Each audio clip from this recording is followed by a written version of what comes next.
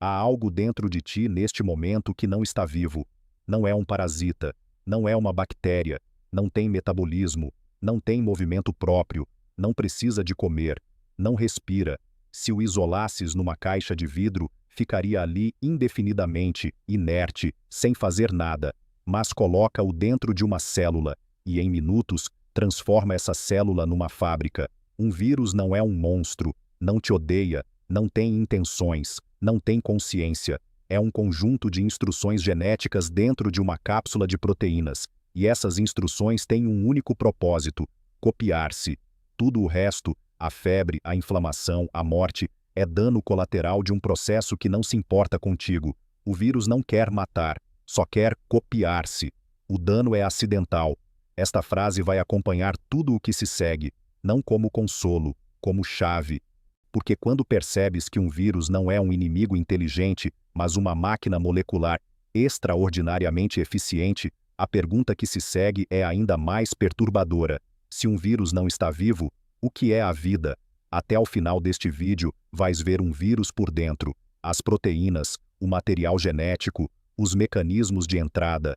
Vais perceber como algo sem cérebro, sem movimentos, sem inteligência, foi responsável por epidemias que mataram mais pessoas do que todas as guerras combinadas. Vais entender por que os vírus não vão desaparecer, e vais ouvir a história de um homem que descobriu os vírus há mais de 100 anos e não percebeu o que tinha encontrado. Se te interessa a fronteira entre a biologia, a história e a natureza da vida, subscreve.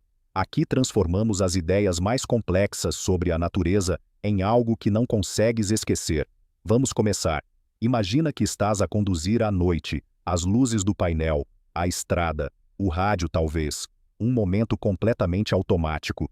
Agora imagina que dentro do teu corpo, neste exato momento, há estruturas com 20 nanômetros de diâmetro, 20 milionésimos de milímetro, que estão à espera, não ativas, não vivas, apenas à espera de que a geometria seja a certa. Um vírus não se move em direção às células, não as persegue, não as detecta, simplesmente existe no espaço e colide, aleatoriamente, até que as proteínas na sua superfície encontrem os receptores certos na superfície de uma célula.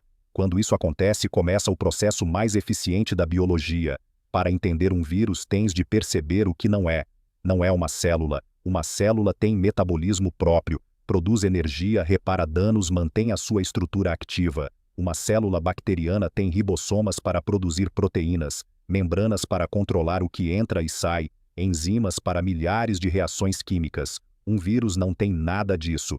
Um vírus tem duas coisas: material genético, ADN ou ARN, e uma cápsula proteica chamada cápside que o protege. Alguns têm uma terceira coisa, uma camada lipídica externa, um envelope, com proteínas salientes chamadas glicoproteínas ou espículas. É por essas espículas que o coronavírus ganhou o seu nome. A estrutura de um vírus é, por paradoxo, uma obra de precisão extraordinária. A cápside não é uma bolsa amorfa, é uma estrutura geométrica precisa, muitas vezes icosaédrica, um poliedro com 20 faces triangulares. A mesma geometria que os matemáticos estudam em abstracto existe em cada vírus de influenza, em cada adenovírus, em cada bacteriófago. Por que icosaédrico? Porque é a forma que maximiza o volume interno com o mínimo de proteínas necessárias. O vírus evoluiu para ser eficiente na escala molecular. Usa o mínimo de material genético para codificar as proteínas da cápside. E essas proteínas auto-organizam-se, montam-se sozinhas na forma correta sem precisar de supervisão. Dentro da cápside está o material genético. Para alguns vírus é ADN, como o das células humanas, uma dupla hélice com instruções estáveis.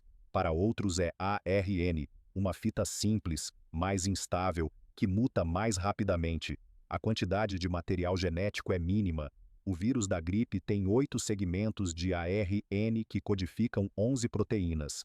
11. O genoma humano codifica cerca de 20 mil proteínas. Com 11 proteínas, o vírus da gripe infectou centenas de milhões de pessoas em 1918. O vírus não quer matar, só quer copiar-se. O dano é acidental, mas para se copiar, precisa de entrar numa célula, e o mecanismo pelo qual o faz é uma das coisas mais elegantes e mais aterrorizantes da biologia molecular. É de manhã. Tens uma chávena de café ou chá na mão. Já tocaste em dezenas de superfícies desde que acordaste.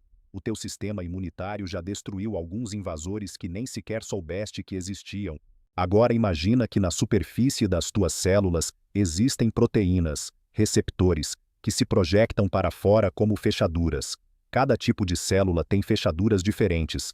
As células do teu tracto respiratório superior têm fechaduras chamadas ACE2.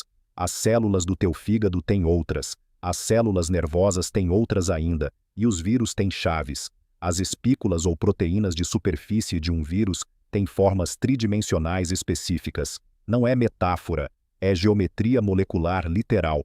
A forma da proteína S do SARS-CoV-2 encaixa na proteína ACE2 das células do tracto respiratório com uma precisão que os químicos descrevem com equações.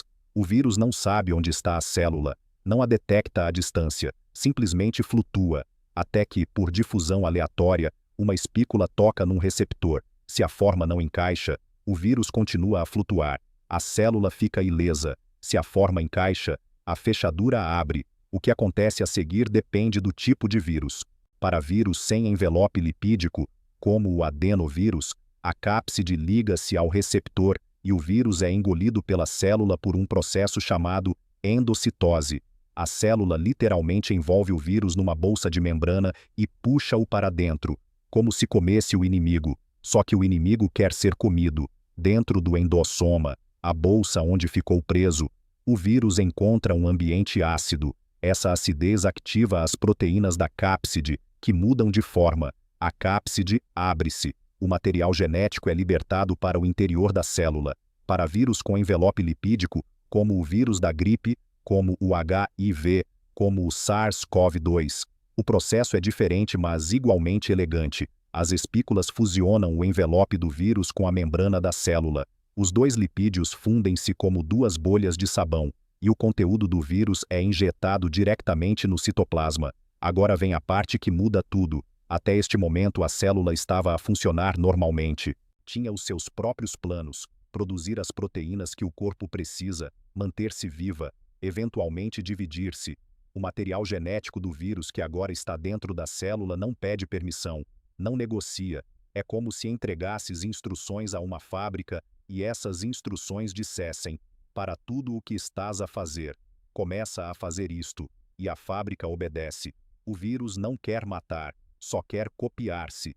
O dano é acidental, mas o dano a partir deste momento é inevitável, porque a célula que foi sequestrada deixou de trabalhar para o corpo, e quando a célula termina de produzir novos vírus, centenas, às vezes milhares, rebenta. Os novos vírus são libertados, e cada um deles vai encontrar outra fechadura.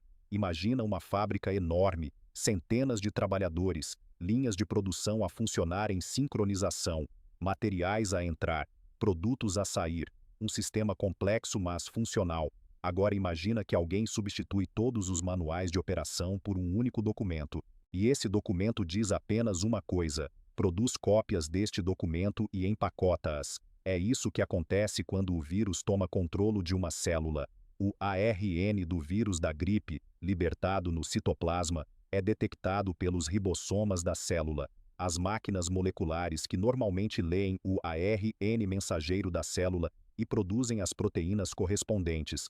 Os ribossomas não distinguem o ARN da gripe do ARN da célula. Começam a ler. Começam a produzir proteínas que a célula nunca produziu antes, proteínas virais. Algumas dessas proteínas são componentes estruturais, as peças que vão formar as novas cápsides. Outras são enzimas, proteínas que copiam o material genético do vírus, produzindo mais ARN viral. Outras ainda são proteínas que sabotam o sistema de defesa da própria célula, impedindo-a de enviar sinais de alarme ao sistema imunitário.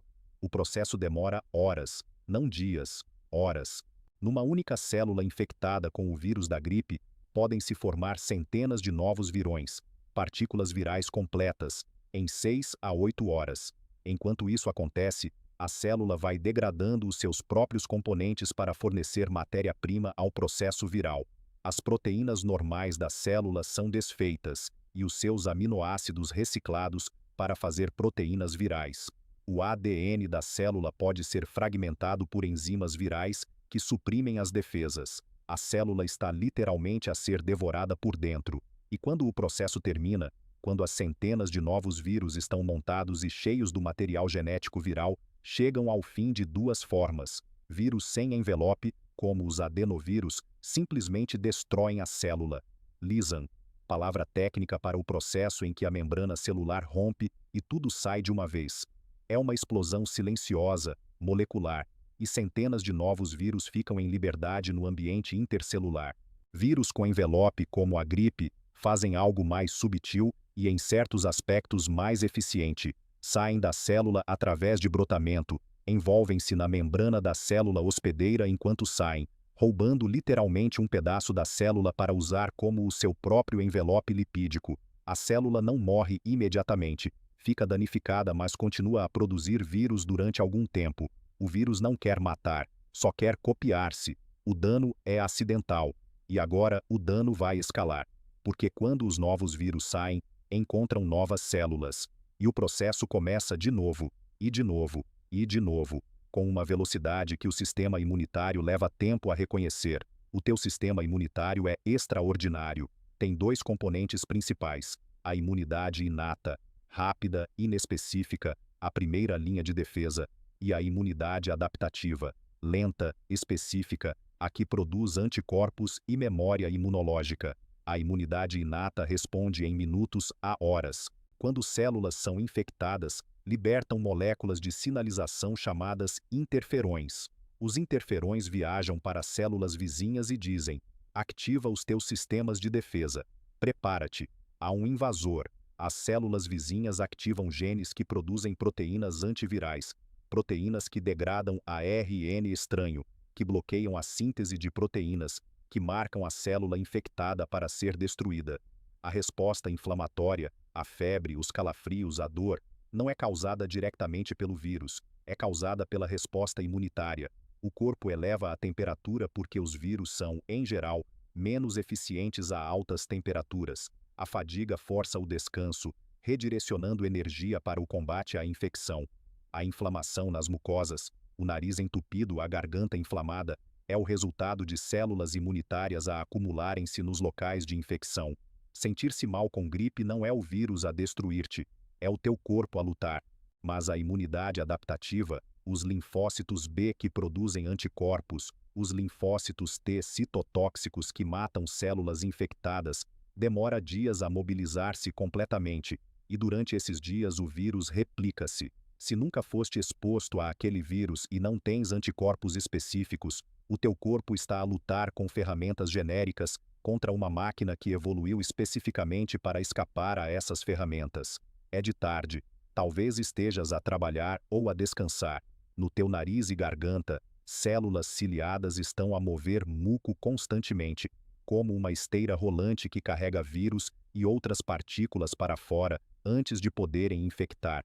É uma defesa mecânica, mais antiga do que o sistema imunitário. Mas quando muitos vírus passam por essas defesas ao mesmo tempo, quando a carga viral inicial é alta, alguns chegam às células epiteliais e a corrida começa. Porque quando o vírus chega às células, antes do sistema imunitário estar completamente ativado, estabelece um ponto de apoio, e a partir desse ponto, replica-se exponencialmente. Um virão infecta uma célula. Essa célula produz 200, cada um infecta outra célula. Em 24 horas, a partir de um único ponto de infecção, podem existir milhões de virões. O sistema imunitário ainda está a preparar-se. O vírus não quer matar, só quer copiar-se. O dano é acidental. E quando o dano é suficientemente grande, quando demasiadas células são destruídas, quando a resposta imunitária é demasiado intensa, quando os danos colaterais do combate são piores do que o vírus em si, é quando as epidemias matam. 1918. O mundo acabara de sobreviver à Primeira Guerra Mundial. Nas trincheiras de França, soldados de dezenas de países tinham vivido juntos durante anos em condições de horror. Malnutrição, estresse extremo, lesões, lama, frio. Os seus sistemas imunitários estavam enfraquecidos. Viviam em proximidade extrema, e viajavam, de frente para a retaguarda, de continente para continente. No outono de 1918, uma nova variante do vírus da influenza H1N1 começou a circular. Não era o primeiro surto de gripe naquele ano. Houve uma vaga na primavera que parecia relativamente suave, mas a vaga de outono era diferente. O que tornava a influenza de 1918 tão mortal não era apenas o vírus em si, era a combinação de fatores: populações enfraquecidas, concentrações de pessoas em campos militares e fábricas de guerra, ausência de antibióticos para tratar as pneumonias bacterianas secundárias, ausência de suporte ventilatório, e havia algo estranhamente perturbador na distribuição das mortes. Ao contrário da gripe comum, que mata principalmente idosos e muito jovens, a gripe de 1918 matava desproporcionalmente adultos jovens e saudáveis, entre 20 e 40 anos. A hipótese mais aceite é a de uma resposta imunitária exagerada, uma tempestade de citocinas, em que um sistema imunitário forte atacava o próprio organismo com tanta intensidade que destruía o tecido pulmonar. O sistema imunitário que deveria salvar estava a matar.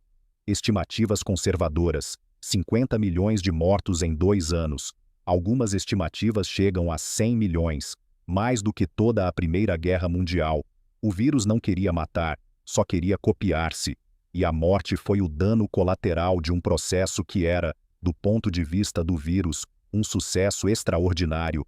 Mas a gripe de 1918 não é a pior história que os vírus escreveram na história humana. Essa está na varíola.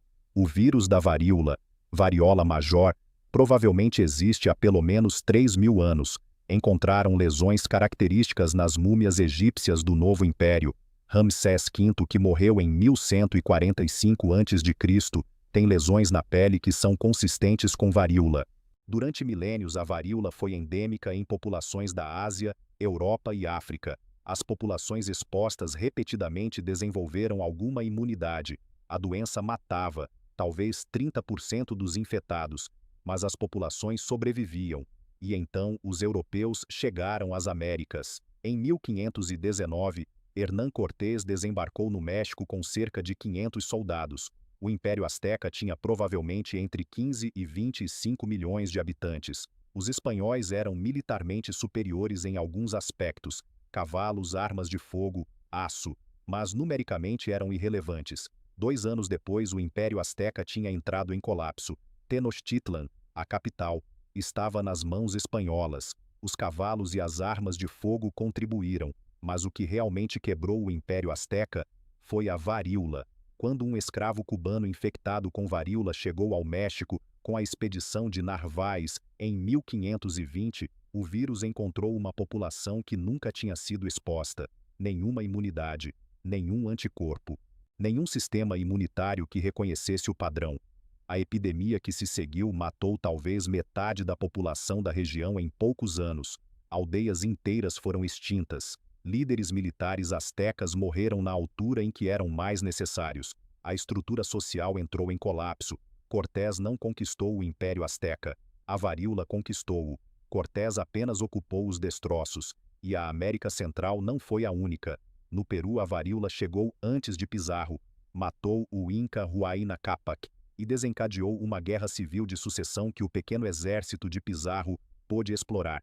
Na América do Norte, estima-se que 90% da população nativa americana morreu de doenças europeias, principalmente varíola. No século após o contacto, não houve nenhuma conspiração, não houve nenhuma arma biológica intencional na maioria dos casos. Houve um vírus que encontrou uma população sem defesas e fez o que os vírus fazem: copiou-se. O vírus não quer matar, só quer copiar-se. O dano é acidental. Mas o acidente, repetido milhões de vezes, mudou a história do mundo. 1892. Dmitry Ivanovsky é um jovem botânico russo de 28 anos, investigando uma doença que estava a destruir as plantações de tabaco na Crimeia e na Ucrânia. A doença, o mosaico do tabaco, causava padrões amarelos e verdes nas folhas, deformava as plantas, destruía as colheitas. Ivanovsky foi enviado para estudá-la. Seguia-se o método padrão da época: filtrar o extrato da planta doente através de filtros de porcelana com poros tão pequenos que retinham todas as bactérias conhecidas. Se o extrato filtrado continuasse a ser infeccioso, não eram as bactérias a causar a doença. Ivanovski filtrou. Testou o extracto filtrado em plantas saudáveis. As plantas ficaram doentes. Ele verificou os filtros, estavam intactos. Repetiu a experiência. O mesmo resultado. Algo passava pelos filtros, algo mais pequeno do que qualquer bactéria conhecida, algo invisível ao microscópio da época, algo infeccioso e replicável. Ivanovski publicou os seus resultados em 1892. A sua conclusão: as bactérias eram tão pequenas que passavam pelos filtros, ou havia toxinas bacterianas no extracto. Ele não considerou a terceira opção, que existia uma forma de agente infeccioso completamente diferente de tudo o que a ciência conhecia.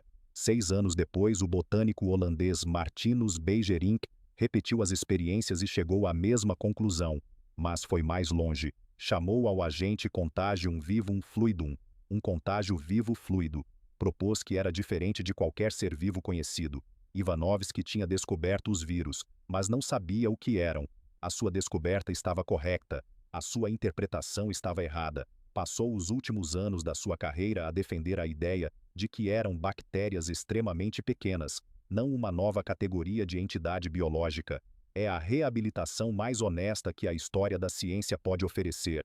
Ele encontrou o fenômeno certo, fez o experimento certo, chegou ao dado certo.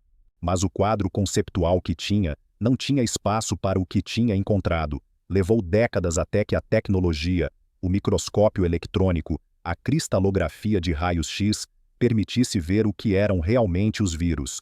Em 1935, Wendell Stanley cristalizou o vírus do mosaico do tabaco, o mesmo que Ivanovski tinha estudado, uma proteína, inerte em forma cristalina, ativa quando em contato com células. Era o momento em que a biologia precisou de perguntar, pela primeira vez de forma séria, o que é a vida? O vírus não quer matar, só quer copiar-se.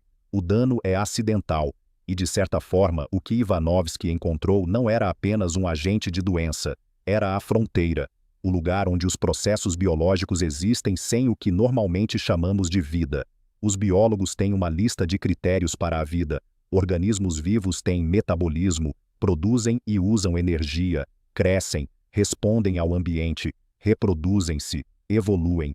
Os vírus cumprem alguns critérios, evoluem extraordinariamente rápido, reproduzem-se com a ajuda de células hospedeiras, mas não têm metabolismo próprio, não crescem. Fora de uma célula são essencialmente cristais orgânicos. A maioria dos biólogos não classifica os vírus como organismos vivos, são entidades que se situam na fronteira, com algumas propriedades da vida, sem outras. Mas esta fronteira tem uma profundidade filosófica que vai além da biologia. Se a vida se define por processos, metabolismo, auto-organização, replicação, então um vírus é vida incompleta. Tem o código, mas não a maquinaria para executá-lo sozinho. Precisa de pedir emprestado. Se a vida se define por informação, pela capacidade de carregar e transmitir informação complexa que se auto-perpetua, então um vírus é inequivocamente vida. Tem informação, transmite-a, e essa informação persiste através de gerações. E há outra perspectiva ainda. Os vírus são os mais antigos registros de material genético que conhecemos. Alguns investigadores acreditam que os vírus precedem as células, que os primeiros sistemas autorreplicantes do planeta Terra eram algo parecido com os vírus atuais, moléculas de ARN que se copiavam usando os recursos do ambiente.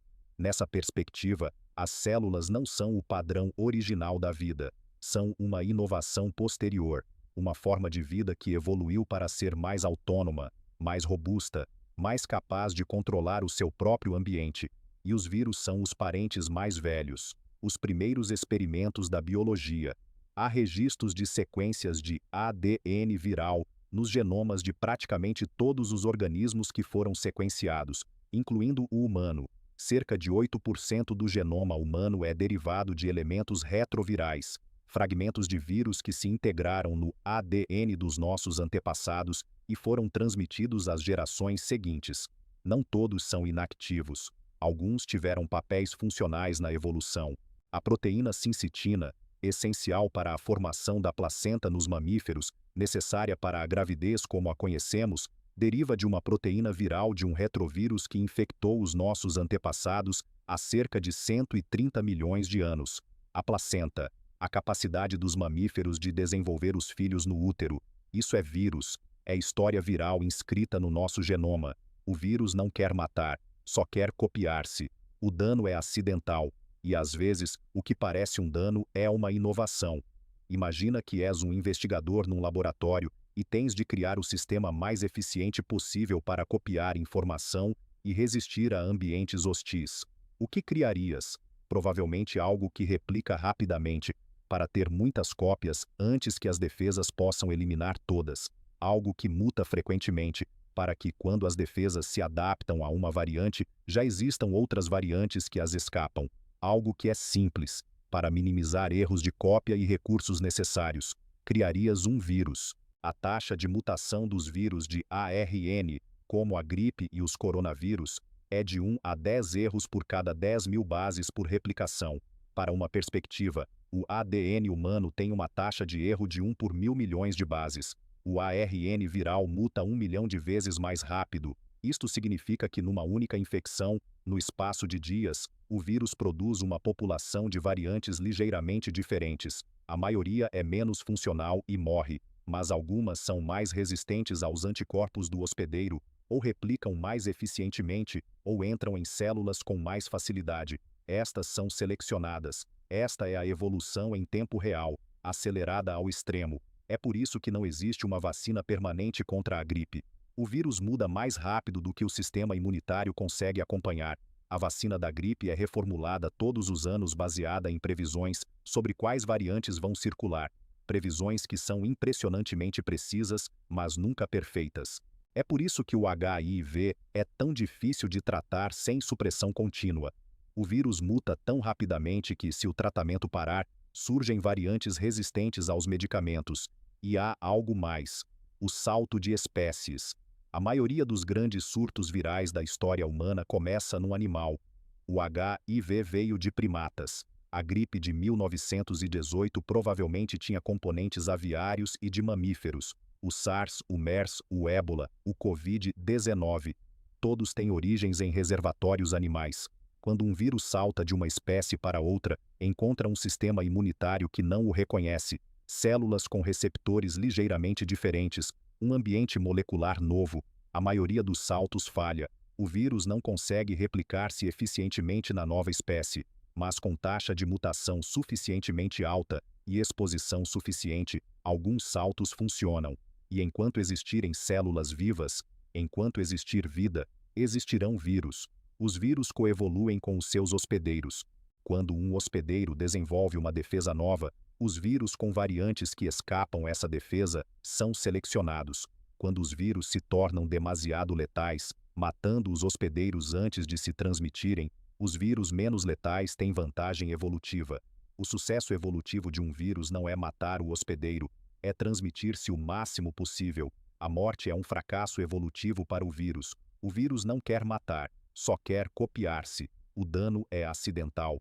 E nesta frase está a resposta para por que os vírus nunca desaparecerão. Eles não precisam de nos matar para serem bem-sucedidos. Precisam de se copiar. E enquanto houver células, há onde se copiar. Em 1796, Edward Jenner fez uma coisa que hoje seria impossível passar por um comitê de ética. Inoculou um menino de 8 anos com material de uma pústula de vacas doentes com varíola bovina, cowpox, uma doença relacionada mas muito menos letal do que a varíola humana. Semanas depois inoculou o menino com varíola humana real. O menino não ficou doente. Jenner não sabia o que era um vírus, não conhecia o sistema imunitário no sentido molecular, não tinha conceito de anticorpos ou linfócitos T. O que sabia era que as mulheres que ordenhavam vacas e contraíam cowpox raramente ficavam com varíola. Era observação empírica, e ele testou-a. Foi o início da vacinação, palavra derivada de vaca, vaca em latim, e foi o início do fim de uma das doenças mais mortais da história humana. Em 1980, a Organização Mundial de Saúde declarou a varíola erradicada, o primeiro, e até agora único, Vírus humano a ser eliminado por ação deliberada da humanidade. O que Jenner descobriu é o princípio fundamental da vacinação: expor o sistema imunitário a algo que se parece com o vírus sem ser o vírus, uma versão atenuada, ou morta, ou apenas um fragmento, para que o sistema imunitário desenvolva memória imunológica. Quando o vírus real aparecer, o sistema já sabe o que fazer. Este princípio funcionou durante 200 anos, usando vírus atenuados, vírus inativados, subunidades proteicas. E então veio uma abordagem completamente nova: as vacinas de ARN mensageiro, usadas pela primeira vez em larga escala contra o SARS-CoV-2 em 2020 a 2021. Não introduzem vírus, não introduzem proteínas virais, introduzem instruções. O ARNM da vacina diz às células musculares do local de injeção: produz esta proteína específica, a proteína espícula do coronavírus. Durante alguns dias, o sistema imunitário reconhece essa proteína como estranha, monta uma resposta e cria memória. O ARNM é depois degradado, nada fica, nenhum código viral integrado, só a memória imunitária. A tecnologia de ARNM não foi inventada para a Covid-19, foi desenvolvida ao longo de décadas por investigadores como Katalin Karikó e Drew Weissman, que receberam o Nobel de Medicina em 2023 precisamente por esse trabalho. Karikó passou décadas a tentar convencer financiadores e universidades de que o ARNM poderia ser uma plataforma terapêutica. Foi repetidamente rejeitada. A Universidade da Pensilvânia rebaixou-a, perdeu financiamentos, manteve a investigação. Quando o SARS-CoV-2 surgiu, a plataforma estava pronta. A reabilitação de Karikó é absoluta. Ela estava a trabalhar no problema certo, com a abordagem certa, durante décadas em que ninguém prestava atenção. Quando o mundo precisou de uma resposta rápida, era a única que tinha as ferramentas prontas. E a tecnologia que ela desenvolveu para vírus vai provavelmente tornar-se uma plataforma para tratar cancros, doenças autoimunes, distrofias musculares. O vírus, ao forçar o desenvolvimento desta tecnologia, pode ter sido o catalisador de uma revolução médica. O vírus não quer matar, só quer copiar-se. O dano é acidental, e às vezes a resposta ao dano cria algo que não existiria sem ele. Chegamos ao lugar onde as estradas divergem. Percorremos o interior do vírus, vimos o mecanismo, vimos a história, vimos a evolução, vimos o que a ciência aprendeu. 3 formas de ver os vírus, cada uma honesta, cada uma com problemas. A ciência não escolhe entre elas. Perspectiva primeira: o vírus como inimigo. Os vírus mataram mais humanos do que qualquer outra causa ao longo da história. A varíola sozinha matou provavelmente 1 milhão de pessoas desde a sua emergência. A gripe de 1918 matou 50 a 100 milhões em 2 anos. O HIV matou 40 milhões desde que foi identificado. Nesta perspectiva, a luta contra os vírus é a mais fundamental da humanidade, mais fundamental do que qualquer guerra, porque é uma guerra que nunca termina. E a nossa melhor arma, a vacinação, funciona aprendendo a linguagem do inimigo.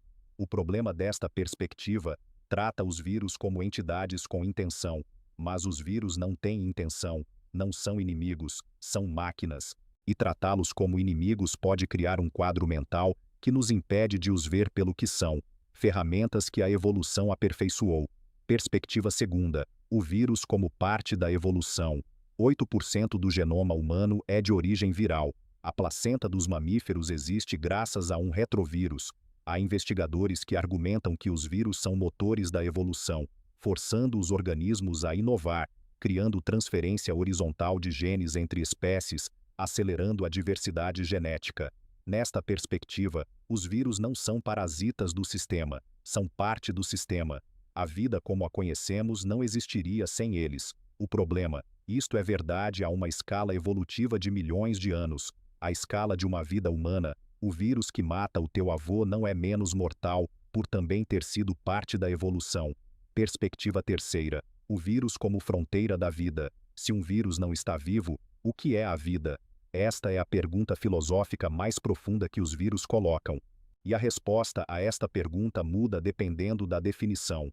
Se vida é processo autônomo, os vírus não vivem. Se vida é informação auto-perpetuante, Os vírus são vida na sua forma mais pura. Se vida é uma propriedade que emerge gradualmente, os vírus estão em algum lugar no espectro, nem completamente vivos nem completamente inertes. Esta perspectiva não tem implicações médicas diretas, mas tem implicações profundas para como procuramos vida noutros planetas. Se a vida pode existir sem metabolismo próprio, a definição de habitable muda. O que procuramos muda. A ciência não escolhe entre estas três perspectivas. Todas são parcialmente verdadeiras, todas têm limitações. Tu podes escolher qual usar, dependendo do contexto. No laboratório de virologa, os vírus são máquinas moleculares para estudar. Na clínica são ameaças para neutralizar. Na sala de aula de biologia evolutiva, são motores da diversidade da vida. Se um vírus não está vivo, o que é a vida? Ouviste esta pergunta no início, e ouves-la agora de forma diferente. Não tens necessariamente uma resposta diferente, mas tens mais do que tinhas antes: os mecanismos, a história, a escala evolutiva, a fronteira molecular. E com isso a pergunta pesa de forma diferente. E agora, a última coisa. Não filosófica, física, sobre ti. Agora, neste momento no teu trato respiratório superior, existem provavelmente vírus. Não o SARS-CoV-2, não a gripe, mas adenovírus comuns, coronavírus de constipação, rinovírus, vírus que o teu sistema imunitário reconhece e mantém sob controle, sem que sintas nada. O teu sistema imunitário está a lutar agora mesmo, silenciosamente, sem que precises de pensar nisso, e em algum lugar no teu genoma, nos 3.000 milhões de pares de bases do teu ADN, estão fragmentos de vírus que infectaram os teus antepassados há dezenas de milhões de anos, integrados, transmitidos, agora teus. Não és apenas um hospedeiro de vírus, és parcialmente feito deles. Se este vídeo mudou algo na forma como pensas, sobre o que estás a respirar, sobre o que te compõe, sobre a fronteira entre o vivo e o não vivo, dá like. Se quiseres continuar esta viagem, subscreve. Até a próxima.